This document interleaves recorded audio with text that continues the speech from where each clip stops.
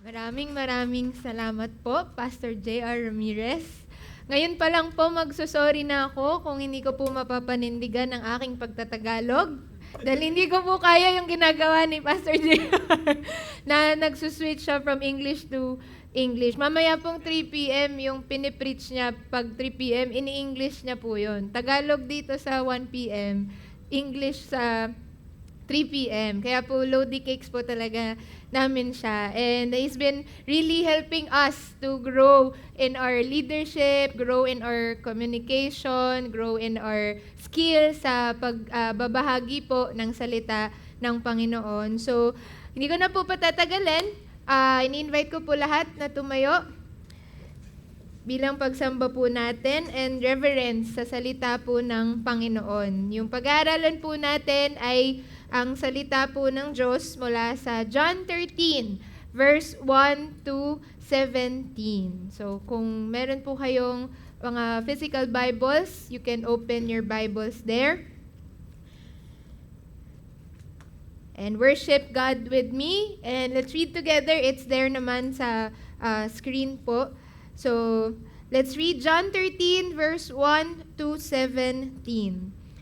Now, before the feast of the Passover, when Jesus knew that his hour had come to depart out of this world to the Father, having loved his own who were in the world, he loved them to the end. During supper, when the evil devil had already put it into the heart of Judas Iscariot, Simon's son, to betray him, Jesus, knowing that the Father had given all things into his hands, and that he had come from God and was going back to God, rose from supper. He laid aside his outer garments, and taking a towel, tied it around his waist.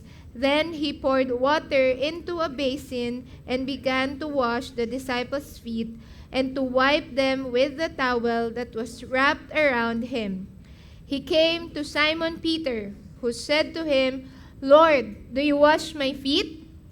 Jesus answered him, "What I am doing you do not understand now, but afterward you will understand." Peter said to him, "You shall never wash my feet." Jesus answered him, "If I do not wash you, you have no share with me." Simon Peter said to him, "Lord, not my feet only, but also my hands and my head."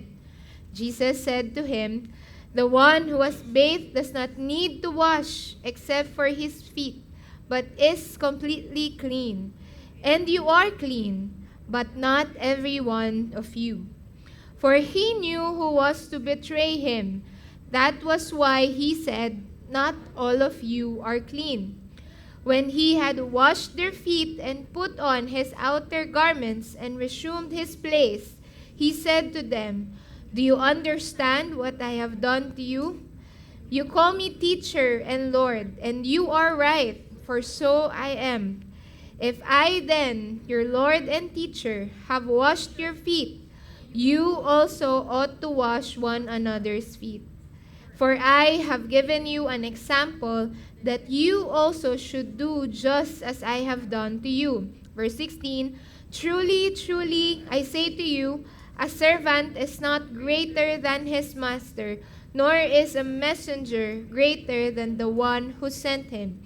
If you know these things, blessed are you if you do them." Manalangin po tayo. Panginoon, maraming salamat po sa iyong salita. May you encounter us this afternoon, Lord God, and speak to us personally, Lord God. Intindi mo po sa amin kung ano po ang iyong gustong matutunan namin out of this text, Lord God. Thank you, Lord. In Jesus' name, amen, amen. Sige po, pwede na po kayong umupo. So, ang title po ng series natin ay Lead Last. And kung titignan nyo pa lang po sa title in itself, parang kabaliktaran na yung ibig sabihin. Kasi how can you say, how come you're saying na if I am to lead, I have to lead last? Hindi ba dapat pag leader ako yung nasa unahan? Hindi ba dapat pag leader ako yung mangunguna? Dapat ako yung proactive? Ako yung nasa front ng pila, di ba? Hindi ba ang pagiging leader ay pagiging top? Yun po usually ang view natin sa leadership. Yun usually ang definition ng mundo about leadership. It can be seen as climbing a corporate ladder, na kapag na-promote ka na, then meron ka ng ililid. Tama? May team ka na ililid. Pag naging supervisor ka na, being the first in line, or sa mga estudyante po dito, being on top of your class. Pag ikaw yung honor student palagi na top of your class, dinideem ka na rin or kino-consider ka na rin nila na leader. Ikaw na yung i-elect kagad na president, ikaw na yung pipiliin kagad na maging assistant ni teacher, di ba? Or leadership means receiving a much bigger portion. But church, that is not at all what Jesus is teaching us from the Bible. Last week po, si Pastor J.R. Estrada, dahil nasa 11 a.m. service po ako, si Pastor J.R. mentioned that God designed human beings to lead. Leadership is not a status na aabutin po natin or susubukan nating marating. But it's actually an identity na ibinigay po sa atin ng Panginoon nung nilikha po niya tayo. Remember Adam? When He commissioned Adam to take dominion. So, ibig sabihin, nung ginawa po ng Panginoon ang tao, binigyan po niya yon ng kapasidad na mag-lead. Binigyan po niya tayo ng task to lead. So, leadership is a calling para sa atin. We are created to lead. Yun po yung original design. Si Jesus was preaching about this upside-down kingdom. Pagbabasahin nyo sa Bible, yung mga tinuturo ni Jesus during that time is a very countercultural stuff. Countercultural teachings. Yung mga tinuturo ni Jesus sa mga disciples niya at mga tagapakinig niya. From turning your other cheeks, to dying to yourself, to dining with sinners, dining with tax collectors. It's a very countercultural thing for them. Even the way of His leadership to His disciples, lead last. If you want to be first, you have to be last. Jesus was not redefining leadership. Hindi po nagpe-preach ng bagong definisyon ng leadership si Jesus, but He was actually redeeming it and restoring it back to the original design. Nagmukha lang pong bago sa pandinig ng mga tao kasi we got so used, nasanay na po tayo sa world definition ng leadership o ng pamumuno. He taught His disciples, if you wanna be the first, be the last. Yun yung last week po nating topic. And if you want to be a leader, be a servant. Be a servant. Now, meron po akong ipapakitang dalawang contrasting picture. Yung isa ay ang picture, to. Picture, it's a painting entitled The Queens of Persia with Alexander the Great. You can see there, si Alexander the Great po to, and then yung mga na-captive nila, na queens ng Persia, bowing down to him. And on the other side, we see this picture of Jesus washing yung mga paa ng kanyang mga disipulo. The text that we've read in John 13. Two contrasting pictures of what leadership looks like. Oftentimes, we view leadership like this. Kailangan yung mag-bow down sa akin. But you see here, in John 13, Jesus demonstrated a different kind of leadership. He demonstrated servant leadership. And kung sinasabi ng Bible na we are called and we are created to be servant leaders, how are we now to be servant leaders? How are we to lead? Paano po ba natin gagawin yon, yung sinasabi ng Bible?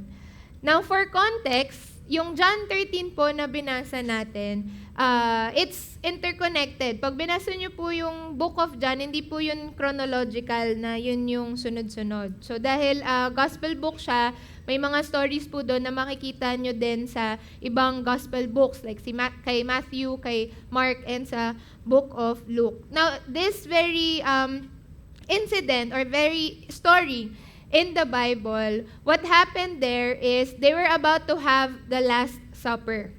Actually, they were already having the Last Supper.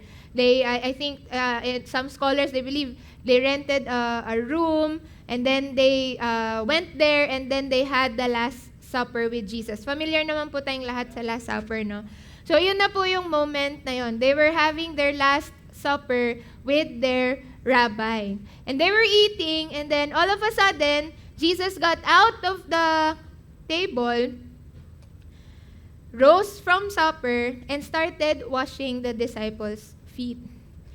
It was shocking during that time because sa kultura po ng mga Hudyo, hindi po uso sa kanila na kung sino yung rabbi, siya yung maghuhugas ng paa. Ang paghuhugas po ng paa ay ginagawa ng mga slaves or ng mga servants nila. Now, it just so happens na nung time na yon walang slave or walang servant dun po sa room na yon. So, siguro walang nakaisip sa disciples or baka nagtuturuan sila sinong maghuhugas. Wala namang slave sa atin. Wala namang servant sa atin. Sino maghuhugas? So, they just continued eating and having their supper. But Jesus, understanding full well yung culture nila, yung customs nila, alam niyang kailangan. He saw it as an opportunity na ma-demonstrate, mapakita sa mga disciples niya what servant leadership looks like. And in that text of verses 1 to 3, Jesus, knowing Judas will betray him, Jesus, knowing Peter will eventually deny him, kasi yun na po yung mangyayari. And Jesus, knowing eventually after that Last Supper, dadakpin na siya, pahihirapan na siya, he will be imprisoned, and he will be nailed on the cross, served his disciples. Kung kayo po ba ang nasa posisyon ni Jesus, alam mo na isa dun sa conference meeting room, magbe-betray sa'yo, isa-serve mo pa rin ba yun? Baka hindi, di ba? It's so easy for us to serve people that we love. Madali pong sabihin na i-serve natin yung mga taong may mabe-benefit tayo or may makukuha tayo from them. But here, Jesus served despite of and in spite of knowing. Because he did not just know about those negative things. Alam din niya, knowing that the Father had given all things into his hands, and that he had come from God and was going back to God. Hindi po naging issue kay Jesus to stoop down on the level of being a servant or a slave or doing the task na dapat nasa slave lang. Kasi minsan, di ba, baka po may guilty. Yung, di ba, dapat hindi to trabaho ng manager. Dapat yung assistant ko yung gumagawa nito. Ewan ko po kung guilty po kayo, pero naririnig ko po kasi yun minsan. But Jesus, despite knowing all those negative, i-betray siya, i-deny siya, magsusuffer siya, knew full well what his identity was. Yun ang pinaka naging pundasyon bakit Jesus was able to demonstrate servant leadership to his disciples. Hindi ikinabawas ng pagkatao niya at pagka-Diyos niya at pagka-Mesaya niya na he would take off his garment, took on the role of the servant, and wash the disciples' feet. At hindi lang yun basta feet, kasi hindi naman naka-Nike or naka-rubber shoes yung mga disciples noon. Can you imagine? They've been traveling, walking outside the room, tapos ganong kind ng feet yung kaya nga minsan nahihiya ako pag yung magpapa-foods pa ka, kasi di ba feeling mo ang dumi ng paa mo, tama po ba? But Jesus demonstrated it to His disciples. He knew His disciples well and what they would do to Him. But more so, sobrang secured ni Jesus who He is in the eyes of His Father. That's the foundation of servant leadership. Your security in your identity as a child of God. Sa Philippians chapter 2, verse 5 to 8, sinabi po doon, have this mind among yourselves which is yours in Christ Jesus, who, though He was in the form of God, did not count equality with God a thing to be grasped. Kung may pwede pong mag-asta na bossing, si Jesus po yun. Kung may pwedeng may karapatang mag-asta na leader, si Jesus po yun. But though He was in the form of God, did not count equality with God a thing to be grasped. Hindi naging kabawasan sa Kanya ang lahat ng ginawa po Niya. Yung pag-serve, pag-wash ng mga paa. Because secured leaders are not afraid to serve. They're not afraid to stoop down to make other people great. Hindi ka may insecure kapag yung assistant mo mas maalam pang mag-excel kaysa sa'yo. Hindi ka may insecure kapag yung EA mo mas magaling pang magsalita or mas marami pang alam about sa trabaho mo. Secured leaders are not afraid to serve. And hindi lamang po yung identity and yung security yung naging foundation ng servant leadership ni Jesus. But He also demonstrated and showed the disciples ano po yung motivation ng pagsisilbi niya. In John 13 verses 1 to 3, again reading it now before the feast of the Passover, when Jesus knew that His hour had come to depart out of this world to the Father, having loved His own who were in the world, He loved them to the end. Despite knowing all of these things, that Judas will betray Him, ipagkakanuno siya ni Judas, i-deny siya ni Peter, John was writing it in his POV that Jesus loved them to the end. Jesus loved His disciples to the end, despite knowing what they are about to do against Him. And yet, He served. And yet, nagsilbi pa rin siya. Kahit alam niyang, ipagkakanuno ako nito, i-deny ako nito. Maybe for some of us, we've been in that same situation before. We had to serve kasi part siya ng task or responsibility. Yung tipong kahit wala naman tayong makukuha or mahihita out from that service. Sometimes we have to. But Jesus was teaching His disciples, it's not because I have to. Hindi lang dahil kailangan mahugasan yung mga paa nyo for hygiene purposes. Because remember, they were eating. Ang lamesa po nila doon, hindi yung lamesa natin na matataas ngayon. Parang Japanese style po na para kang mag-i-Indian seat or yung nakaganon kapag nakaupo. So malapit yung paa nila sa mga pagkain. So hindi lang siya dahil kailangan. Kaya niya sinasabing, minahal ko tong pag-serve na to. But it was because He loved His disciples. The motivation of Jesus is love. It's demonstrated through His love for God and love for His disciples. I appreciate so much yung mga serve teams po natin, yung mga ushering serve team, prayer serve team natin. Tulog pa po ang demonyo, nananalangin na po sila. Sa sobrang lakas po nilang mag-intercede para sa worship services natin every Sunday. Just yesterday, we had our prayer training attended by some of our serve team ministers. And I do appreciate them. Because technically speaking, wala naman po silang makukuha. Hindi po namin sila binabayaran to serve.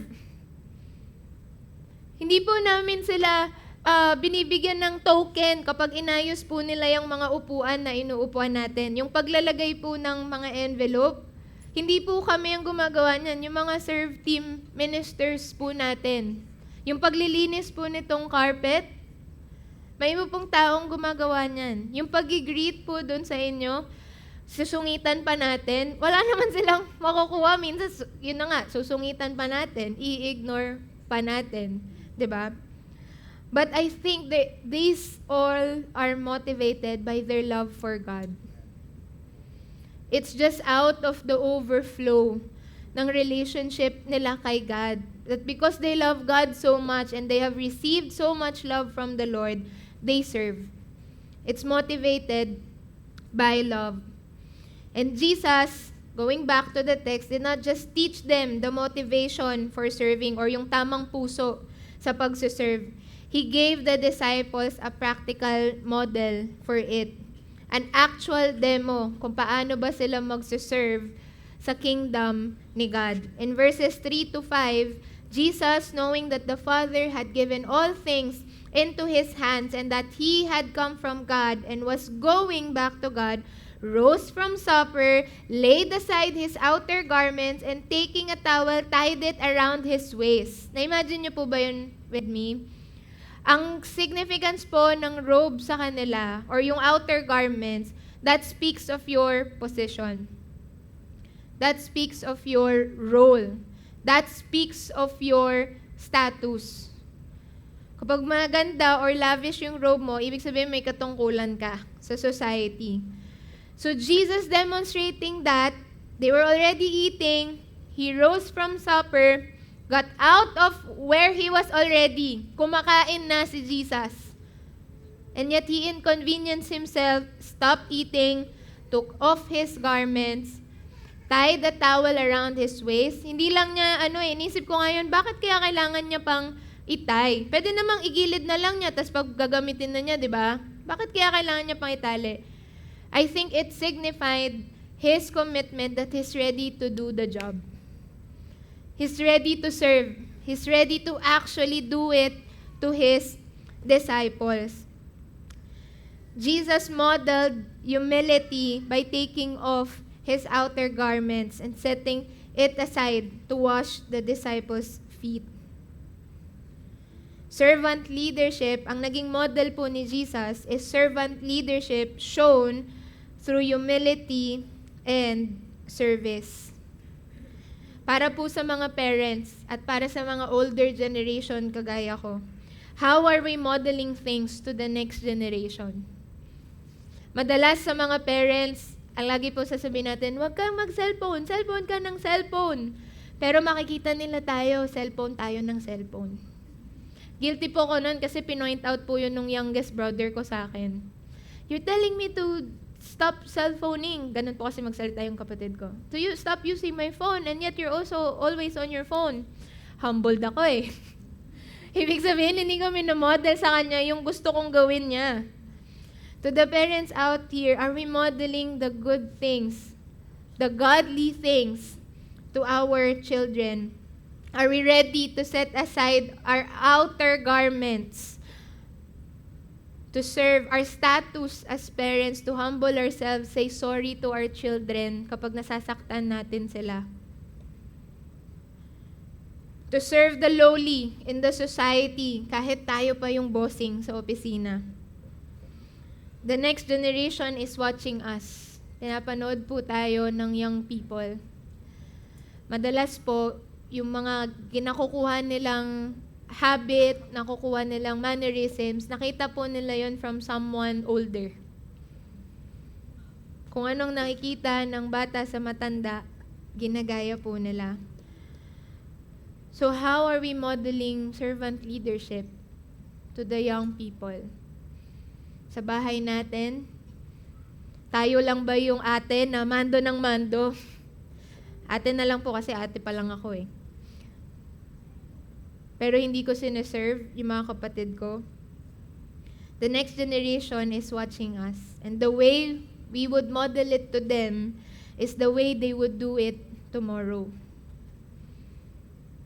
Yun lang po yung gagayahin nila, kung ano yung nakikita nila sa atin. That's why I appreciate those people here sa church who are serving with us, even sa campus. Mga boss po to sa opisina, may-ari ng businesses, managers, mayayamang tao na multiple properties ang meron, and yet they're gonna join us doing the Brigada Eskwela. They're gonna get their hands dirty. Kung baka nga sa office nila may pwedeng gumawa nun for them mag-mop. And yet sasama sila sa amin para mag-mop sa Brigada Eskwela. Mga seniors, na hirap na pong maglakad. Wala pong elevator sa mga campuses natin. So imagine niyo po kapag aakyat sila ng 3 palapag para lang makapag-participate at makapagturo sa live classes po natin. Pagdating po nila doon, kami yung kinakabahan kasi hapong-hapo po sila. But I do appreciate them. Because as an older generation, seeing them do that still, in their limited mobility, parang ako as a younger one na malakas pa yung katawan, parang bakit hindi ko yun gagawin? They modeled it to us. Going back dun sa text po natin, Jesus gave them the motive. The motivation is love. Jesus gave them the model, service and humility, how they are to serve. And then He asked His disciples, do you understand now? Nagigets nyo na ba? Paano ka magiging servant leader? Sa verse 12, sabi niya, do you understand what I have done to you after He had washed their feet? Because now, Jesus did not just teach them, Jesus did not just demonstrated it to them, how to lead and how to serve, but now He is commissioning them. He is charging them to go. And that goes to my last point, the mandate of servant leadership. Servant leadership that is expressed through serving others. That's the mandate Jesus has for us. So verse 12 to 15, after saying, do you understand what I have done to you? Sabi ni Jesus doon, you call me teacher and Lord, and you are right. For so I am. If I then, your Lord and teacher, have washed your feet, you also ought to wash another's feet. Also ought to. Yung salita pong ought sa English language, mabigat or malalim po yung gravity or yung weight nung word na yon. Hindi lang siya gawin mo, but there's this compelling factor na you do it. You have to do it. And Jesus is saying, for I have given you an example that you also should do just as I have done to you.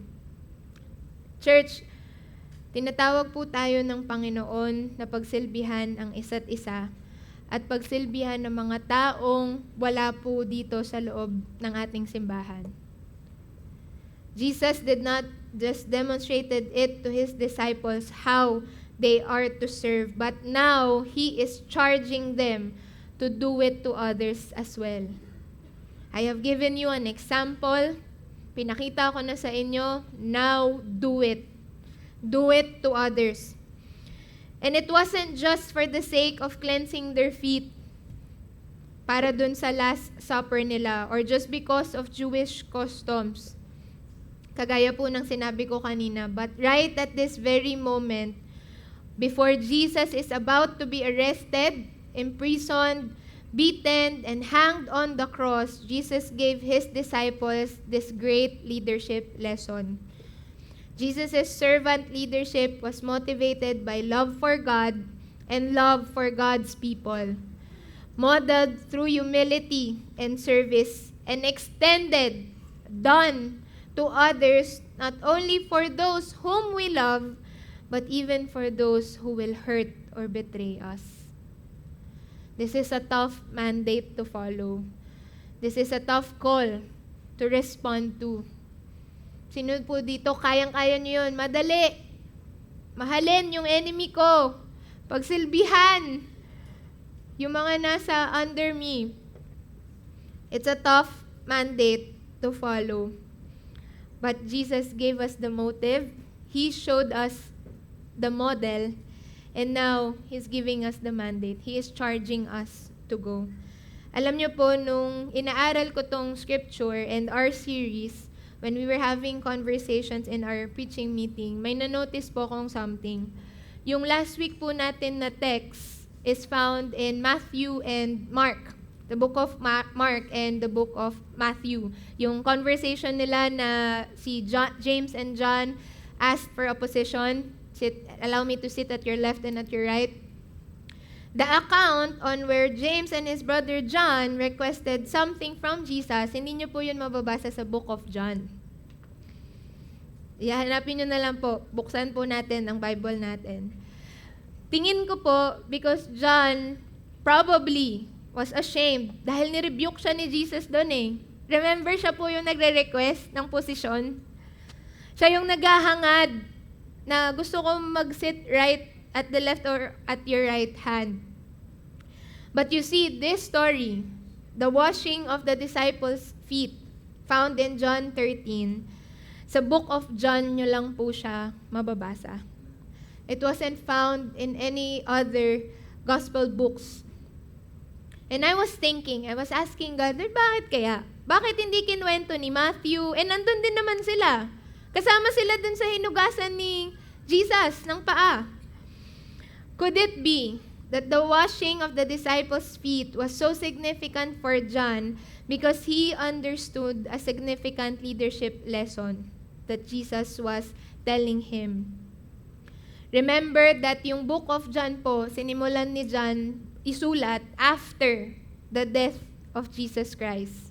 Hindi yun during na nangyayari. So it was after. And I can imagine him recalling yung mga experiences niya with Jesus. And I think, when he was recalling na sabi ni Jesus, I do not understand it yet, but later on, I will.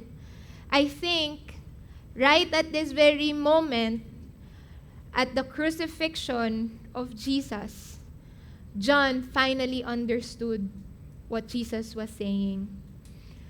In his POV, sa picture po na na nakalagay dyan, when John saw, remember John was the only disciple who was there, together with Mary and the other women.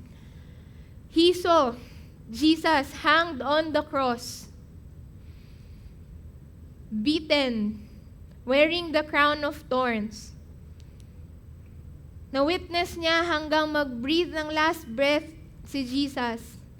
And I think, I'm imagining it, that right at that very moment, that John saw the sacrifice of Jesus on the cross, he understood what servant leadership means. The servant leadership that Jesus was teaching them. The servant leadership that was motivated by love. The servant leadership that was modeled in service and in humility. Because right at that cross, that is the ultimate expression and demonstration of the servant leadership of Jesus. So you see, si Jesus, hindi lang siya lip service. Pinatunayan niya right up to the very end how much He loves His disciples. Again, Jesus' servant leadership was motivated by love for God and love for God's people, modeled through humility and service, and extended not only for those that we love or those that are easy to serve, but it's also supposed to be extended to the people who might hurt or betray us.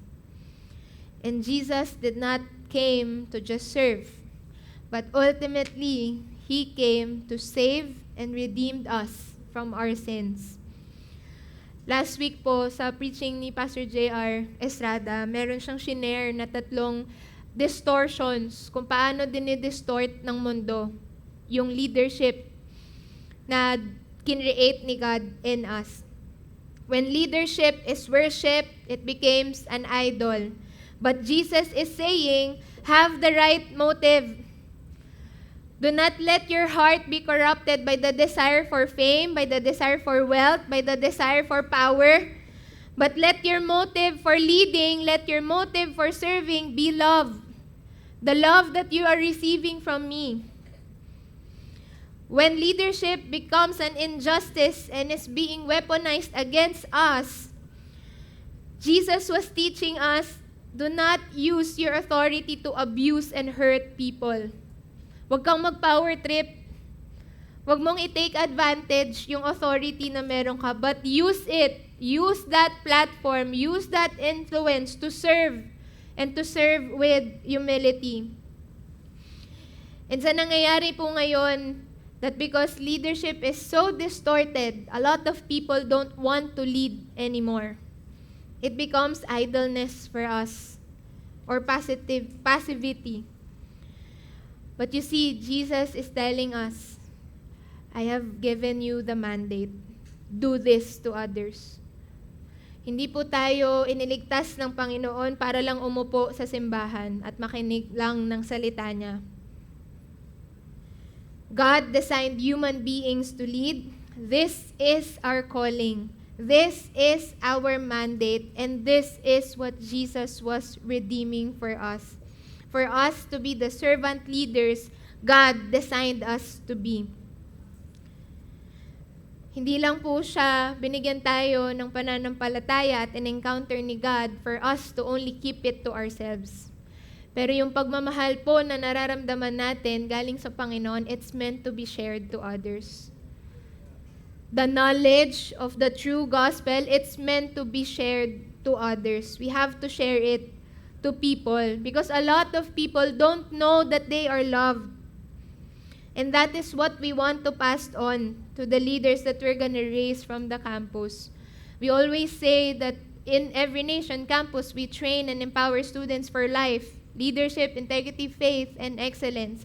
And the kind of leadership na gusto po nating matutunan nila is servant leadership. That's why as an older generation, we have to model it to them. We have to demonstrate it to them, what servant leadership is. This is what we are to steward. Our identity as sons and daughters of God, and our mandate, our calling, to be servant leaders wherever He has placed us in. As a campus-reaching church, since 1984, we believe na yung pagsisilbi sa campus or sa next generation and raising servant leaders out from these campuses is something that God has entrusted for us to steward. It's our mandate. Change the campus, change the world. Disciple the next generation. And so I'm gonna show you this video of stories of people, and I hope that it would give us a vision. This is what it looks like, church, if we are gonna steward the call of God for this church to disciple the next generation. If we are gonna have the right motive and following the model of Jesus Christ of servant leadership, this is what it could look like. And in the next few years, if we continue to steward it faithfully, serving the next generation and discipling the young people, hopefully it gives us a vision of what our future would look like.